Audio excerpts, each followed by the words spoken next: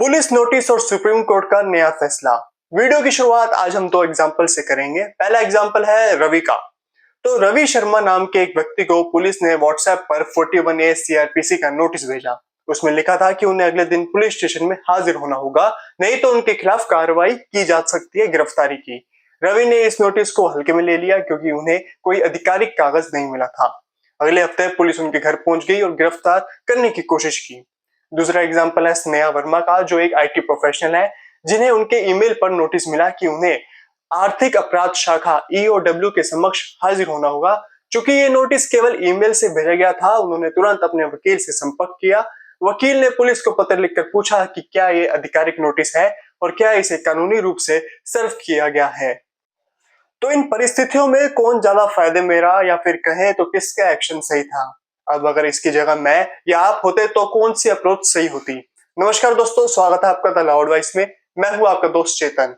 आज हम एक ऐसे टॉपिक पर चर्चा करने जा रहे हैं जो बहुत ही महत्वपूर्ण है, पुलिस के नोटिस और सुप्रीम कोर्ट के ताजा फैसले पर। अगर आपके मोबाइल पर पुलिस का नोटिस आता है और उसमें लिखा होता है कि आपको इस तारीख को उपस्थित होना है वरना गिरफ्तारी हो सकती है, तो क्या ये नोटिस वैध है? क्या आपको हाजिर होना जरूरी है? चलिए इस पर विस्तार से बात करते हैं। सबसे पहले हम पुलिस नोटिस को समझाते हैं और इसका महत्व भी आपको समझाते हैं।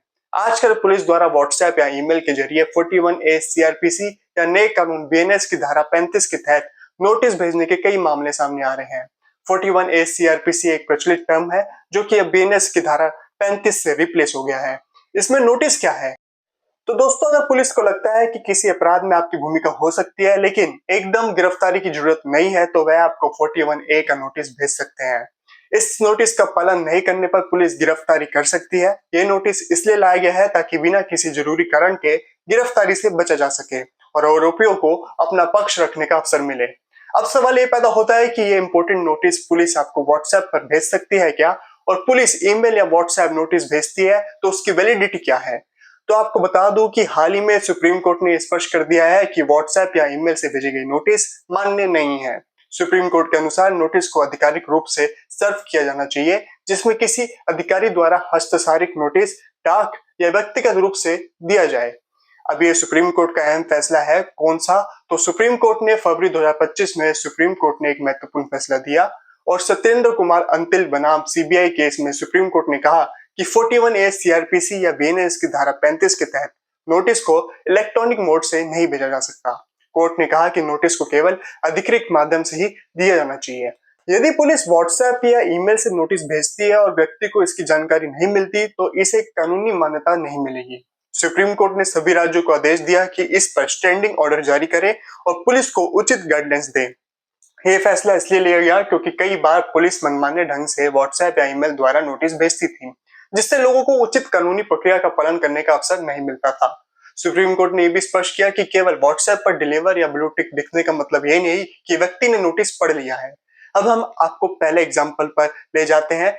रवि शर्मा, जिसको पुलिस ने व्हाट्सएप पर 41A CRPC का नोटिस भेजा था, उन्हें अगले दिन पुलिस स्टेशन में हाजिर होना है, नहीं तो उनके खिलाफ गिरफ्तारी की कार्रवाई हो सकती है।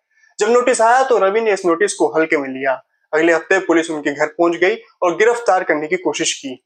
मामला कोर्ट तक पहुंचा, जहां उनके वकील ने सुप्रीम कोर्ट के नए फैसले का हवाला दिया और बताया कि ये नोटिस कानूनी रूप से वैध नहीं है। कोर्ट ने रवि की गिरफ्तारी को अवैध घोषित कर दिया और पुलिस को उचित प्रक्रिया का पालन करने का निर्देश दिया। इससे यह स्पष्ट होता है कि किसी भी पुलिस नोटिस को तब तक मान्य नहीं माना जा सकता जब तक वह आधिकारिक रूप से सर्व न किया हो।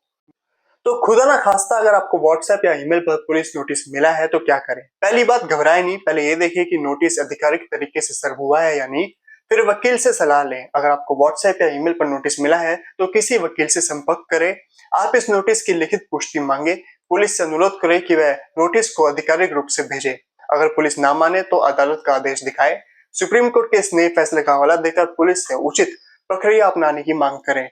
आपको इस फैसले की कॉपी हमारी वेबसाइट www.thelordwise.com पर मिल जाएगी।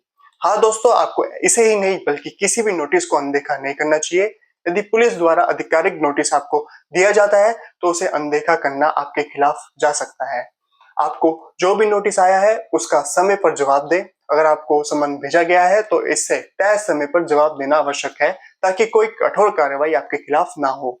अब दूसरा एग्जांपल जो हमने शुरू में लिया था कि मान लीजिए स्नेहा वर्मा को उनके ईमेल पर नोटिस मिला और ये नोटिस केवल ईमेल से भेजा गया था। उन्होंने तुरंत अपने वकील से संपर्क किया।